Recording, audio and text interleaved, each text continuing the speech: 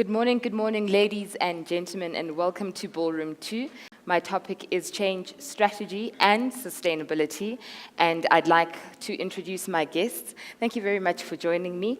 Next to me, I have Megan Pydigadu, and she has has worked in several businesses as a CFO. Next to her is Odell, who is the CFO for Eqstra, and lastly, the rose amongst the thorn, Serfontein, who is the CFO for Afrisam. A round of applause for my guests, please. So to get straight into it, I'm going to go just from my right, and I'm going to be starting with you, Megan. What has change meant to you in your experience? So I think in an organization, well, we're living in a world where there's constant change, and as an organization, you need to stay ahead of what's going on, so there's a requirement to change.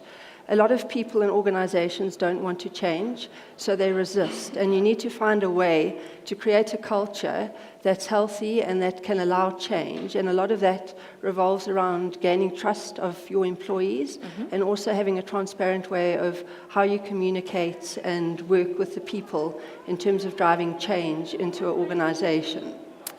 If you don't have that, then you don't have a platform at all for moving forward. And I think one of the eminent leaders on change is John Cotter, and he's got 8 steps in terms of how do you drive change in an organization.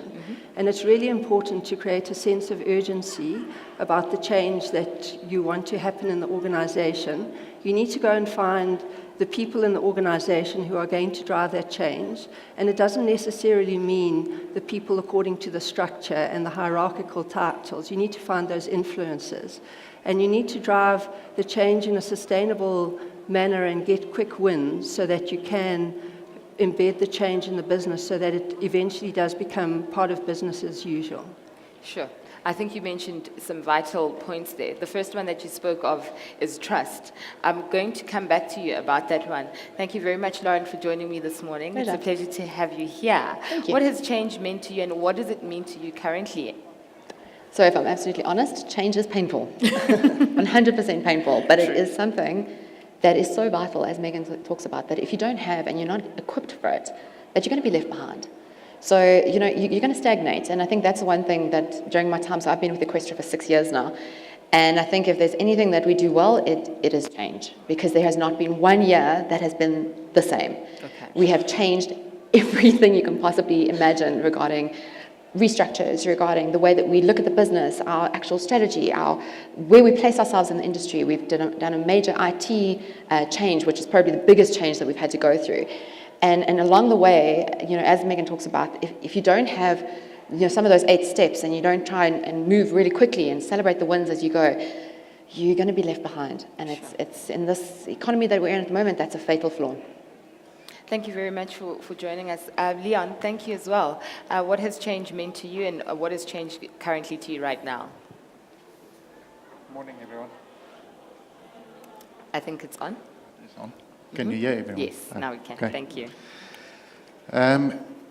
Yes, I think just linking onto what Megan said, I mean, it's a world out there that's continuously changing. And if you don't change, and the rest of the world is changing, you end up going backwards. So change is quite important for us, and for me, it's really about continuous improvement as well. The big focus is on continuous improvement, not just big changes, but also small incremental changes. So if everybody in the operations, everybody in finance, in the business knows what their role is that they play and what their contribution is to the, to reaching your strategy and how they can contribute, they can identify opportunities of change. And they can also contribute in making incremental changes, improving efficiencies, and in that way also identify large opportunities for change which can make incremental, impactful changes and step changes in the business. Thanks, Leon. What do you think the incremental changes could be, or what are the ones that you've experienced in what you were speaking about? So I think when you've got a big strategy, often it's going to take a long time to implement a strategy. It might take 3 to 5 years. But when you're putting change into an organization, you want to get those quick wins. And I think it's those incremental things, and then you need to celebrate those. And then it needs to become part of the culture of the organization, of how you do things differently. And I think once you start embedding that and you start praising the people who are acting in a different manner, that starts to be embedded in the organization and starts to create that movement of change, and then people start to talk in the organization and buy in more in terms of what you're trying to do. So it is those small little things that you need to show that this is a new way of doing things, and if we do it like this, it means we're increasing our revenue or increasing our profit, and then they start buying into those type of things. Lauren, you spoke about technology, but your business is not a one angle. There's 3 aspects. There's the equipment side, there's the mining side, and can you just elaborate as to what technology has done for you? So, I mean, technology has been probably our biggest strategy going back almost 8 years. We implemented, so 2008, obviously the economy changed everybody overnight. And we, at that point in time, so we specifically based around fleet management. And at that point in time, I think we realized that to be sustainable in the market, you can't just keep doing what you've been doing. Yeah. So one of our biggest investments at that point in time was to develop an IT system that would change it for us. Okay. So it's been 8 years of hard slog, and we implemented now in 2016. And the change that went along with that, not just from obviously a company perspective. So now if you ask us about what we actually do, we're no longer just fleet management anymore. Yeah. So now it's really around data. Okay. This concept of big data has completely changed the industry on its head. Okay. Being able to interpret it and assist our clients in interpreting it is probably one of the biggest strategies that we've had to implement as we've gone along. So IT is a change it's affecting everybody. I mean, I think every company, you both need to take it as an opportunity and almost to defend yourself against it. Because your competitors if they're investing in IT, they're going to surpass you very quickly these days. I mean, the rate of change in an IT space, it's changing overnight. Rapidly. Hugely rapid. Leon, so from Lauren speaking about her clients, what has changed with both of you having to work quite closely together, the companies that is? What advantages have you seen? I mean, if we look at specifically technology, I think there's a lot of advantages just by improving efficiencies. If you can have more big data available to make decisions with, in a changing environment where, specifically in our environment where there's a lot of additional competition, and I think a lot of people are experiencing where there's a lot of additional competition, but big data and having market analytics available to base your decisions on is actually quite key, and technology can play a big role in that sort of arena where it's the old days where decisions were just based on gut feel are gone. You have to face a lot of the facts out there, base it on forward-looking information using big data to base your decisions on. Actually have robust debates and discussions as management to also debate all of the data coming out. A lot of the times the data coming out can be sort of doubtful, but then you have to debate whether the information that you do receive is actually credible, and then guide your sort of discussions in that way. And just to go back to a previous point, Megan, that when Lauren started, she said nobody likes change. Yes. And have you had experience with teams where you've had some form of resistance, and how did you work around that resistance, and what were the benefits there? So I think most people don't like change. Everyone likes to be in their comfort zone, and change is the unknown, and it brings in a lot of ambiguity into the organization, and everyone begins to worry, okay, what's going to happen to me? Like that's their first place of call is, what does this mean for me? What does it mean for my job? And I think that's why communication and transparency is so key, and trust. You have to have that because you need to go and speak to the people, tell them what your plans are, be transparent in terms of where you're going as an organization. If you're in a financial crisis and you're really battling, you need to be upfront and open and explain, like, this is our plans to get out of it, this is what we think we need to do.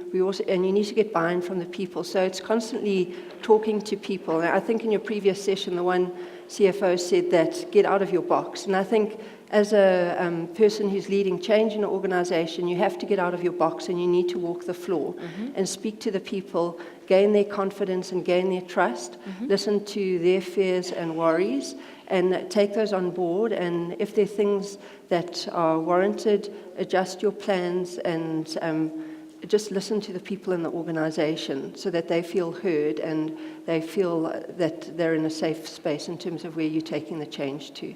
Lauren, how has communication worked for you, and at what point was it a necessity where you weren't seeing eye to eye with the different teams and perhaps even your own team? So, and just talking about communication, I think tying on to what Megan is saying, you know, when we did the implementation of the system, so we actually ran a restructure to a retrenchment. Oh, so my specific finance team went down from 70 people down to 35. Sure. And we did it too early.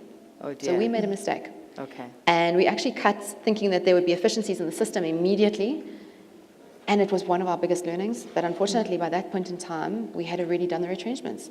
So we ended up with the exact amount of work, if not more, with half of the finance staff. Now, as Megan talks about, change is hard. Most people don't like change. Finance people can't stand change. I mean, it's probably the worst type of personality type you could have is somebody who likes stability and who likes their box processes. and routine. And then you say to them, oh, sorry, throw this all away. We're now going to go in this direction or in that direction, and here we go. So firstly, you know, now we had this change with the new system. Then we had, less resources. So this, I mean, it was a disaster, absolute disaster. 2 years down the line, luckily I can say we can look back, but the communication side of that is we had to get so close to those people to try and get us through that, because if you didn't have their buy-in, which we didn't have everybody's, I mean, that was the one thing, it led to a huge amount of staff turnover. You know, to this day now, if I go and I call a staff meeting and have everybody involved, they still think I'm going to announce retrenchments again. So, I mean, the productivity completely dropped. Okay. So that it's a huge change. Is an incredibly hard thing to get around. And the team morale it's terrible, yeah. Especially trust, because now you're saying That's it. you could be calling a team meeting about just to congratulate, and as Megan, you had said, to celebrate, you know, the little milestones. They still think it's a problem. A big scrap. Lauren, did you go and look for those influences? And I think I spoke about that earlier, because I think you need to find people outside of the normal hierarchical structures that you can be the influencers to say that this change is good, or you get someone to buy into the system early and say, wow, like, this has been hard, but look what it's actually done to my job. It's making me more effective. In the long run, I'm going to have more time. So we did. So how we approached it is, obviously we had a whole change management strategy around it. We took on some of the companies onto the new system 2 years earlier so that they could go through the pain, you know, the small kind of our African entities, took them on earlier so that they could be the success stories. We still battled. We still battle, and I think that's probably the biggest lesson, is no matter how much of a strategy you have, it's still difficult. Yeah. Leon, what kind of strategies have you had to implement to get either buy-in or to find an influencer or to get teams to start working differently? I think it's quite important to communication. So it's really creating an environment where people feel safe to challenge the status quo. Okay. So a big portion of that is, giving people the opportunity to challenge the status quo, giving them an environment where no topic is taboo. So they can challenge any decision or any process in place at the highest level. So it's really about creating the environment where you can challenge the status quo and you get the entire team to be able to challenge the status quo. In encouraging that by actually also yourself challenging at times the status quo or challenging the individuals. Okay. Just creating that flow of information which then creates an opportunity for change. And previously, we were speaking about the challenges that the CFO would face from an executive point of view, because you want to implement a certain strategy because it's financially viable. You're also looking at profits versus expenses. How do you then, as the finance executive, then take your stand with your peers to be able to say, this is why we need to follow this strategy? And also, how have you gone around the challenges of showing your peers the benefits, and then at the end, reaping the rewards of being financially viable? So I think, I mean, from our side, it comes down to buying into the strategy first off. So the one thing with strategy is, it comes, you come up with it in a boardroom. You can debate that strategy in a boardroom as extensively as you want to. By the time that you leave that boardroom, whether or not you believe in it, you need to believe in it. As an executive of a company, you need to believe in that strategy, because to execute it, you're going to have to at least feel it in your blood and your bones. So that's the first step, is they need to be able to see it in your behavior. Okay. That actually you're okay with this. This is fine. The second thing is dealing with individuals. So for me, that was, as I say, probably one of my biggest learnings, is not to assume that because nobody was saying anything that they were okay with things. Okay. So opening the doors to communication, talking through it, opening the doors to the questions. Why are we going this way? What are we doing? Having one-on-ones with people. So there's definitely a lot of soft and squidgy when it comes around to change. Okay. You know, you've got to manage the people, not just assume that everybody is on board. So that for us was a vital. And Megan, you've been a part of an executive team in companies that have been listed on the New York Stock Exchange. There's also that having to balance a multinational environment. How have you gone around that? So I think as an executive team, you have to have a common purpose. I think that's critical. And what you say in the room needs to be exactly the same message you give outside of the room. Okay. Because I think if you're giving different messages as an executive, then you're already undermining the strategy. And so you need to be very careful and clear in terms of what you say and how you say it into the organization. And obviously also working in a multinational organizations, you need to understand the nuances of different countries and cultures and adapt your strategy and how you communicate it into different countries across the organization. And what is, for instance, Leanne, what have you experienced with cross-functional teams? I think in our previous session they spoke about finance always would go to the engineers to say, this is the amount that we have for this period, or these are our budget constraints. How have you had operations be able to work with a team that they haven't had to work with, either, Lauren, because of downsizing or just structural changes? Yeah, so at Afrisam, we do believe in cross-functional team and collaboration. So it's really having a partnership with operations. So on a regular basis, finance individuals within the team actually attend cross-functional meetings. Which is great. They also go out to plant visits. It's really creating relationships with the operations, and also then building a partnership. Because in the end, any finance department is actually a support function. Yeah. So we're there to support, partner, create a partnership with the operations, with the business, and actually contribute and actually show that we can make a valuable contribution. So it's really also just showing what you can bring to the table, and also, I think it was mentioned in the previous session, it's not really criticizing views if there is very technical views from engineers, for example, but really to understand each other's views and then work towards a common goal in actually achieving your strategy. Lauren, before the session you said one is never 100% ready. How do you, as an executive, when you get changes coming to you that were unexpected, how do you carry that in your stride? So I think that's one of the reasons you are in the job that you're in, is kind of rolling with the punches. Okay. But I mean, probably the best person to ask is Leon, because so he had to deal with the fact that we weren't 100% ready when we went live on the system. Okay. So Leon, being one of our clients, had to deal with the fact that there was a couple months that we couldn't pay suppliers. Oh dear. And it looked like we were having financial problems where actually it just was a glitch in the system. Okay. And we've sent incorrect statements, and there's been issues, and we weren't ready. But if you had to leave it to a finance, a legal, and anybody who's governance driven to wait until we're absolutely ready, I don't think we ever would, because we try and get things to 100%. and it's never going to be 100%. Even now, 2 years down the line, there's still things that we're developing. So you've got to jump. At some stage, you've got to jump. And in that is probably one of the most fundamental parts of dealing with change, is then dealing with the outcome of that, and the fact that you've got to be quick, you've got to move fast, you've got to be flexible. And that is part of the strategy as well, is actually saying, you know what, we're not 100% ready. But if we wait until we're 100% ready, every other competitor will have surpassed us by now. Yeah. So you've got to be at a stage where you know that it's the big stuff is done. We're ready to deal with whatever else comes. And then when you do find those things, is to figure them out fast and to move quickly. And that then is that becomes your strategy going forward, is to be quick about everything that you do.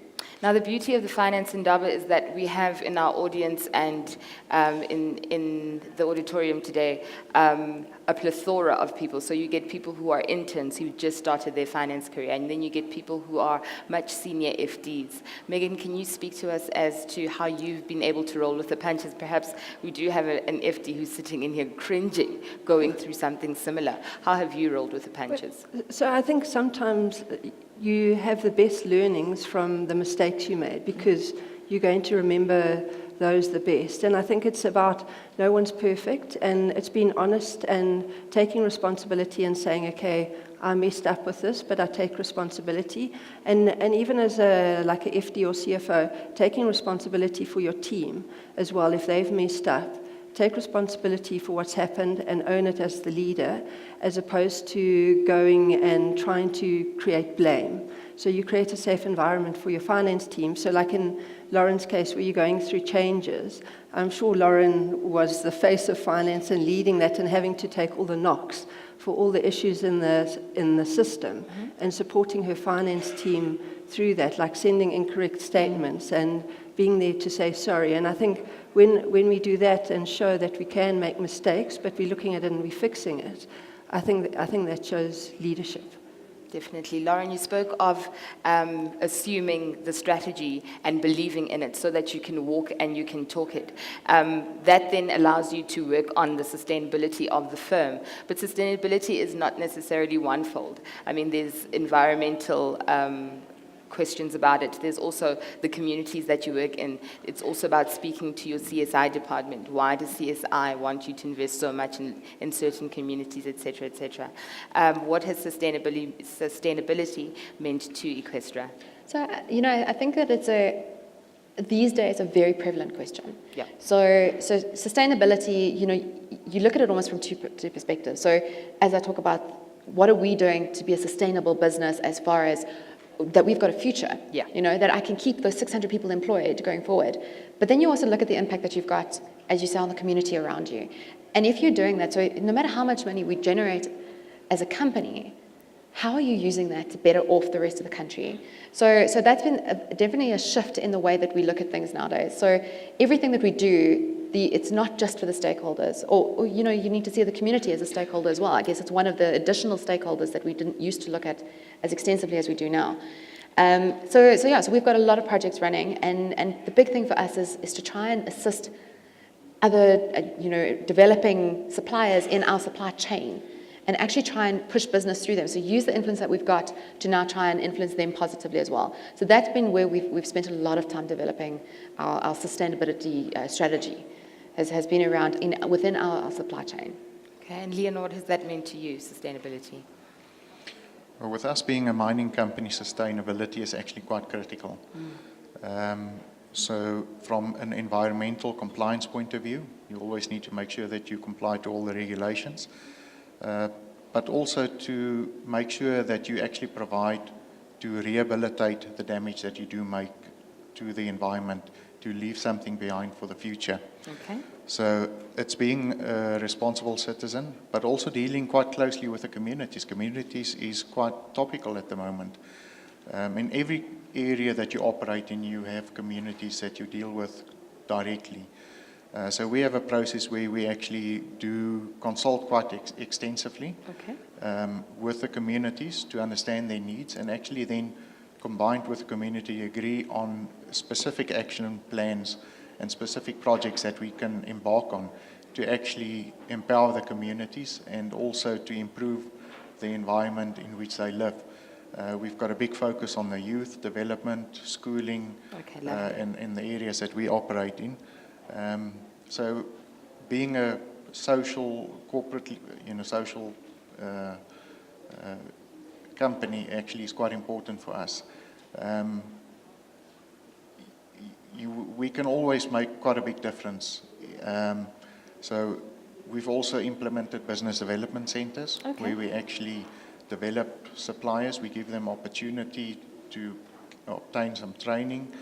And then we also from those suppliers, we aim to use the suppliers in our process as well and start procuring from them. So I think our company probably is slightly different, that within the finance, we actually have enterprise development, supply development, but as well as corporate social investment housed within finance. So typically the house for that would be an HR function, but we actually have it at Afrisam, we have it within the finance function. Which is great. And it just makes that sort of level of understanding of how you prioritize your spend to benefit the communities the best, so much easier. Thanks for that. It's a nice Megan? idea, that. A really nice idea. And Megan, how do you think that one would find a balance between all of the other sustainabilities, but making sure that the business is viable and is profitable and has years to come? So I think we're probably in a generation where people are moving away from pure capitalism to more towards social capitalism, where we need to care about our communities and the country that we live in. And I think businesses wouldn't be sustainable if you don't have a sustainable and stable country.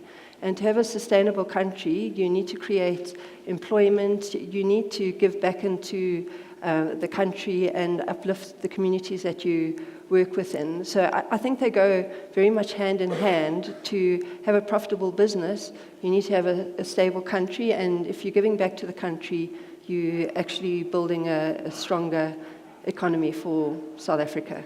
I beg your pardon, Lauren, was I interrupting you as you wanted to add on to what Leon was saying? No, I was just saying it's such a nice idea to have the whole CSI and ED within the finance function. I think it's just nice to house it there, that they actually see the impact of the rands and cents that they're generating, moving that spend towards the right environment. And I think also it does create your transparency so that That's it. everybody knows where the bucks are going and what's being done with what. Thank you so much for... I think I want to just add on to that. I think one of the main reasons as well is, CSR has typically been focused on handouts, historically. Yeah. And it's really to make sort of commercial decisions to actually invest or spend your money in the best way that actually makes a difference to the community. We actually uplift the community, and you provide opportunities for job creation and also developing the communities, instead of handouts, to take more of a commercial view on corporate social investment. Yeah, I think a lot of institutions have previously gone out to give fish, and now they're giving the tools on how to fish. And if you do ever leave that environment, they can still be viable after you've left. Thank you so much for your answers and your commentary.